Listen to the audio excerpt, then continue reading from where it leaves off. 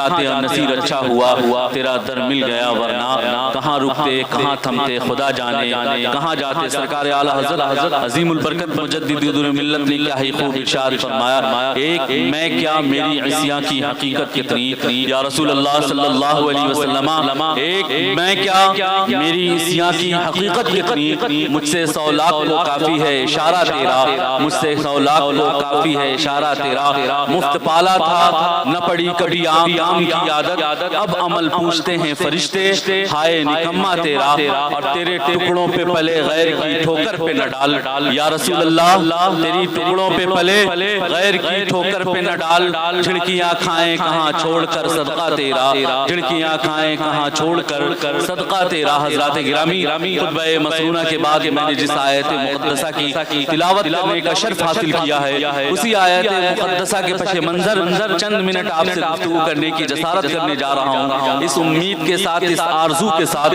اس تمنا کے ساتھ اور آپ کی بارگاہ میں التجا کے ساتھ کہ جو باتیں حق کی ہمارے اور آپ کے تک پہنچے تو ان باتوں کو سماعت کر لینے کے بعد ہمارے اوپر یہ ذمہ داریاں عائد ہو جایا کرتی ہیں کہ ہم ان باتوں پر عمل پیرا ہو کر کے زندگی کو گزارنے والا زندگی کو بسر کرنے والا بنتے ہوئے نظر آئے انسان اگر اپنی عقل و شعور پر غور کرے تو کوئی ایک جانور کو پالتا ہے اور پالنے کے بعد اس کو طرز زندگی سکھاتا ہے کوئی طوطا کو لے کر کے انسانی بولی بولنے کے لیے سکھاتا ہے کوئی شیر کو رکھ کر کے پنجرے میں اپنے گھر کے زنجیر میں باندھ کر کے انسانی دوستی اس کو سکھاتا ہے گویا کہ پتہ یہ چلی کہ عقل ایک ایسی چیز ہے جو حیوانیت کو بھی اگر سکھلائی جائے بتائی جائے سمجھائی جائے تو شیر بھی انسان کے بات کو ماننے کے لیے تیار ہوتا ہوا نظر آ رہا ہے حضرات گرامی آپ عقل و شعور پر غور کریں کہ اب حضرت انسان کا ذہن کتنا بلند و بالا ہونا چاہیے کتنا فکر اس کا اعلیٰ ہونا چاہیے کہ انسان کو جو باتیں ہدایت رشد و ہدایت کی بتائی جائے ان باتوں پر انسان اپنی زندگی کو گزارنے والا بنتا ہوا نظر آئے اور ہم لوگ تو غلامان غوث و خواجہ رضا ہیں ہمارے ساتھ تو بہت ساری ذمہ داریاں ہیں ہمارے ساتھ تو زندگی جینے کا ایسا سلیقہ ہے کہ ہم تمام لوگ زندگی اس انداز سے گزاریں گے کہ ہمارے آس پڑوس میں کوئی بھی مذہب و ملت کوئی بھی قوم کا رہنے والا انسان ہو بلا شبہ اگر وہ ہماری طرز زندگی کو دیکھ لے اور جب وہ ہماری طرز زندگی سے جب وہ آشنائی حاصل ہو جائے جب وہ واقف ہو جائے تو اس کو معلوم چل جائے کہ یہ جو انسان ہے یہ کوئی عام انسان نہیں بلکہ اللہ کے رسول سرور کائنات صلی اللہ علیہ وسلم مصطفیٰ جان رحمت کا امتی گزرتا ہوا نظر آ رہا ہے حضرات گرامی خطبہ مسنونہ کے بعد میں نے جس آیت مقدسہ کی تلاوت کرنے کا شرف حاصل کیا ہے اس میں اللہ تبارک و تعالی ارشاد فرماتا ہے کہ وَجَعَلْنَاكُمْ شُعُوبًا وَقَبَائِلَ لِتَعَارَفُوا اسی آیت میں آگے اللہ رب العزت ارشاد فرماتا ہے کہ میں نے مرد اور عورتوں سے نسل انسانی کو بڑھایا یعنی مؤنث اور مذکر سے میں نے انسانوں کو پیدا فرمایا اور لوگوں کو میں نے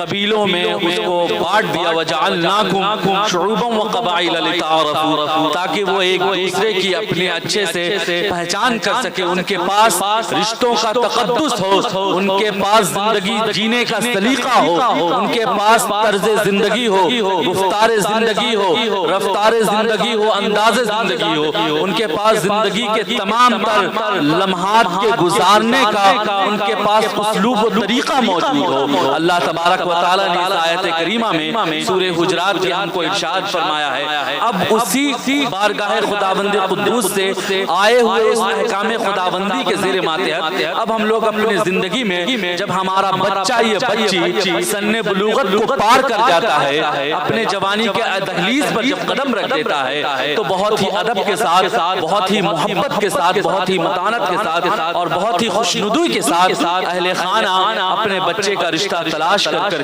اس کے نکاح کی تیاریاں شروع کر دیتے ہیں، اس کے عقد کی تیاریاں شروع کر دیتے ہیں۔ اسی سلسلے میں، اسی جستجو میں، اسی کاوش میں جناب محمد جابر صاحب نے اپنے صاحبزادے کے عقد کے موقع پر یہ محفل میلاد سجائی، اور سجا کر کے ہم تمام لوگوں کو اکٹھا ہو کر کے رات کے اس لمحات میں بارگاہ خداوند قدوس میں اپنے دعاؤں کو، اپنے التجاؤں کو، اپنی بارگاہ خداوندی میں اپنے حاجات کو پیش کرنے کے لیے ایک پیاری سی محفل کو سجایا، اور سجا کر ہم تمام لوگوں کو اکٹھا ہونے کا کیا ہی حسین انہوں نے ایک لمحات کو پیش کیا۔ کیونکہ اللہ تبارک و تعالیٰ نے قرآن کریم میں خود ارشاد فرماتا ہے کہ فَاذْكُرُونِي أَذْكُرْكُمْ، تم میرا ذکر کرو ہم تمہارا ذکر کریں گے۔ جب انہوں نے چاہا کہ ہم اپنے گھر پر، اپنے دولت خانے پر اپنے بچے کے عقد کے مناسبت سے محفل کو سجا دیا جائے، تو اللہ تبارک و تعالیٰ کے قول کے مطابق کہ اللہ تبارک و تعالیٰ جب یہاں پر اللہ کا ذکر ہو رہا ہے تو اللہ تبارک و تعالیٰ ملائکے کی جھرمٹ میں ہم تمام گناہگاروں کا بھی ذکر کرتا ہوا نظر آتا ہوگا۔ اللہ اکبر کبیرہ۔ حضرات گرامی،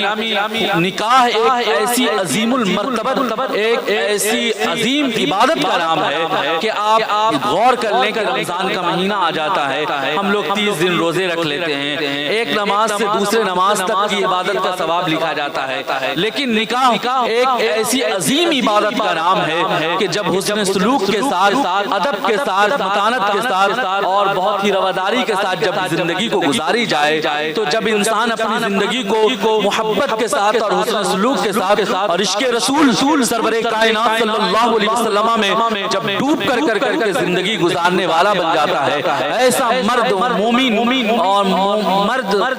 اور مومنہ دونوں مل کر کے جب اس انداز سے زندگی گزارنا شروع کر دیتی ہے، تو یقین جانیے کہ جب تک اب ان کے درمیان میں موت حائل نہ آ جائے یا جدائی حائل نہ آ جائے، تب تک اللہ تبارک و تعالیٰ ان کے نامہ اعمال میں ثواب کو لکھتا رہتا ہے، اللہ کے فرشتے ثواب کو لکھتے رہتے ہیں۔ یقین جانیے حضرات گرامی، خطبہ مسنونہ کے بعد میں نے جس آیت کریمہ کی تلاوت کرنے کا شرف حاصل کیا، اس آیت کریمہ کے مطابق جو ہم نے آپ کو زندگی کے بارے میں بتایا کہ اللہ تبارک و تعالیٰ نے ہم کو قبیلوں میں، ہم کو اپنے نسبیت میں، اپنے قفو میں اس لیے کہ باندھ دیا ہے تاکہ ہم انسانی زندگی کا اچھے سے ہم تمیز کر سکیں، اس پر غور و فکر کر سکیں۔ آج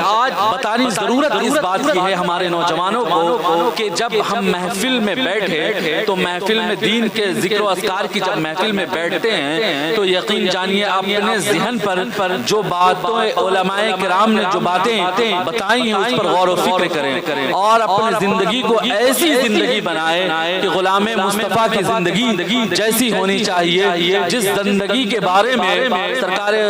غریب نواز نے ہم کو تعلیم و تربیت دی ہے۔ بہت ہی مشہور و معروف واقعہ ہے، میں اس طرف نہیں جاتا ہوں بلکہ میں مختصر میں آپ کو بتا دوں، سرکار غریب نواز رضی اللہ تعالیٰ عنہ نے کیا ہی خوب ارشاد فرمایا کہ زندگی کے سب سے بڑی کرامت یہ ہے کہ انسان سنتوں پر عمل پیرا ہو کر کے زندگی کو گزارے۔ اب میرے نوجوانوں میں اگر دنیا کی کوئی ایسی خامی پائی جا رہی ہے، یعنی کہ کسی نشوں میں اگر نشے کا کام کرتے ہیں، اگر اس میں مبتلا ہیں تو اس سے وہ توبہ کر لے، یا دنیا میں کسی اور قوم و ملت کا وہ طرز زندگی کو اپناتے ہیں تو ان تمام طرز زندگی سے وہ توبہ کر لے اور اپنی زندگی کو سادی زندگی بنائے۔ اور اللہ کے رسول سرور کائنات صلی اللہ علیہ وسلم کا فرمان عالی شان ہے کہ جو دنیا میں جس کے ساتھ جیسی محبت کرے گا، کل بروز محشر اسی کے ساتھ وہ اٹھایا جائے گا۔ ہمارا رشتہ تو سرکار غریب نواز سے ہے، ہمارا رشتہ تو سرکار وارث پاک سے ہے، ہمارا رشتہ تو مخدوم اشرف جہانگیر سبنانی سے ہے، ہماری دامن کی وابستگی تو سرکار اعلیٰ حضرت عظیم البرکت مجدد دین و ملت سے ہے کہ ہم اتنے بڑے مجدد کے پیروکار ہیں، ان کے مسلک کی ترجمانی کرنے والے ہیں، ان کے بتائے ہوئے طریقے پر جس طریقے سے انہوں نے ایک سنی کو زندگی جینے کا سلیقہ سکھایا ہے، اس سلیقے کے ساتھ ہم زندگی کو جینے والے حضرات ہیں۔ یقین جانیے میرے عزیزو، اگر آپ ان باتوں پر عمل کریں گے تو ہمارے لیے دین اور دنیا دونوں جہان میں کامیابی و کامرانی حاصل ہوتی ہوئی نظر آئے گی، اور ہم علماء کرام کی اپنے امام کی باتوں کو سنتے ہوئے نظر انداز کریں کہ ہر جمعہ میں میرے امام تو یہی بیان کرتے ہیں، ہر محفل میں میرا خطیب تو یہی بیان کرتا ہے۔ حضرات گرامی، ہرگز ایسا نہیں ہے. کون سی ایسی چھوٹی بات آپ کے دل پر اثر انداز کر جائے وہ اس پر عمل کرنے کی وجہ سے وہ ذخیرہ آخرت بن جائے اور ہمارے اور آپ کے نامہ اعمال میں نیکیوں کا صلہ بن جائے اور کل بروز محشر ہمارے لیے مغفرت کی وہ ضمانت بن جائے. حضرات گرامی میں بتانا یہی چاہتا ہوں کہ اپنی زندگی کو میرے عزیزوں، میرے بزرگوں، میرے بڑوں، میرے بچوں، میرے نوجوانوں، میری پردہ نشی ماؤں بہنوں، آپ اپنے پردہ کا خوب احترام کریں. آپ اپنے آپ کو جانیں کہ آپ سیدہ کی کنیز ہیں. بروز محشر سیدہ طاہرہ عابدہ زاہدہ کے بارگاہ میں آپ کو ان کی کنیز بنا کر کے پیش کیا جائے گا. وہ سیدہ کہ جن کے سر سے صرف 2 بال ان کے پیشانی سے باہر ہوتے ہوئے نظر آ رہے تھے. اللہ اکبر کبیرہ. تو سورج نے اپنی روشنی کو سمیٹ لیا ہے، سورج نے اپنے آپ کو معدوم کر دیا ہے، اندھیرا پن حائل آ گیا ہے. اللہ اکبر کبیرہ. پتہ یہ چلا کہ جو سیدہ کی دیوانی ہوا کرتی ہیں ان کے اب سینے پر دوپٹہ نہ ہو، ان کے سروں پر اب دوپٹہ نہ ہو، وہ فیشن کے نام پر ایسا سادہ لباس پہننا شروع کر دیں کہ جس سے جسم اور جسمانیت کا نشو و نما معلوم ہوتا ہوا نظر آئے. میری عزیزوں، میری قوم کی بیٹیوں، یہ ہرگز آپ کا انداز زندگی نہیں ہونا چاہیے. اور میرے قوم کے ملت کے نوجوانوں، آپ کی بھی نگاہوں کی خوب حفاظت ہونی چاہیے. اللہ کے نبی حضرت لقمان علیہ السلام نے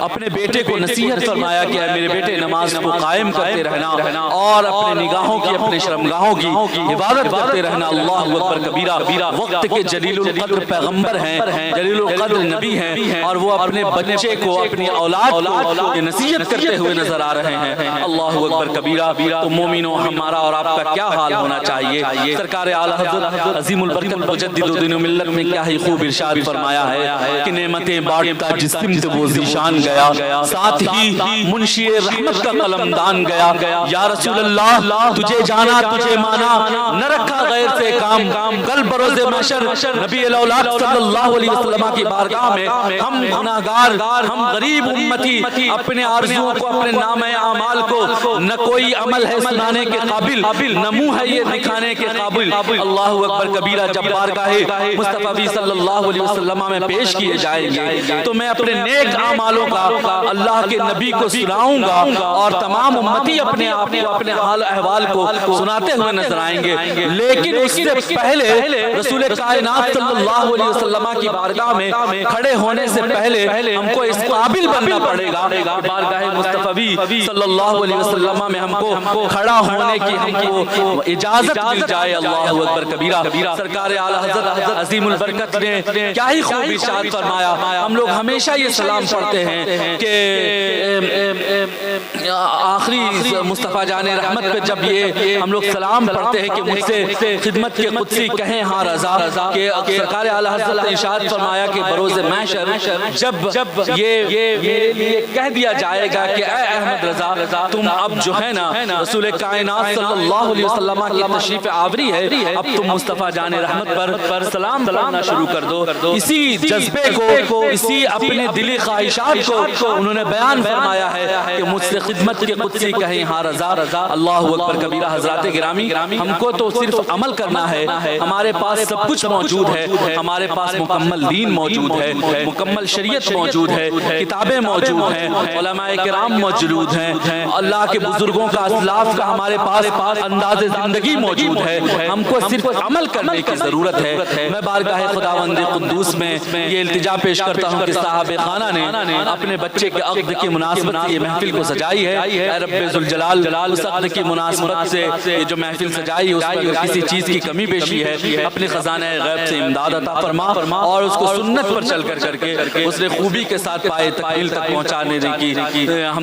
پہنچانے کی توفیق و رفیق نصیب عطا فرمائے. سرکار اعلی حضرت عظیم البرکت کا وہ شعر کی نعمتیں بانٹتا جس سمت وہ ذیشان گیا، ساتھ ہی منشی رحمت کا قلمدان گیا. یا رسول اللہ تجھے جانا تجھے مانا، نہ رکھا غیر سے کام. للہ الحمد میں دنیا سے مسلمان گیا اور آج لے ان کی پناہ، مدد مانگ ان سے. کل نہ مانیں گے قیامت میں اگر مان گیا. اور جان و دل ہوش و خیرت سب تو مدینے پہنچے، تم نہیں چلتے رضا سارا تو سامان گیا. آمین. وآخر دعوانا الحمدللہ رب العالمین.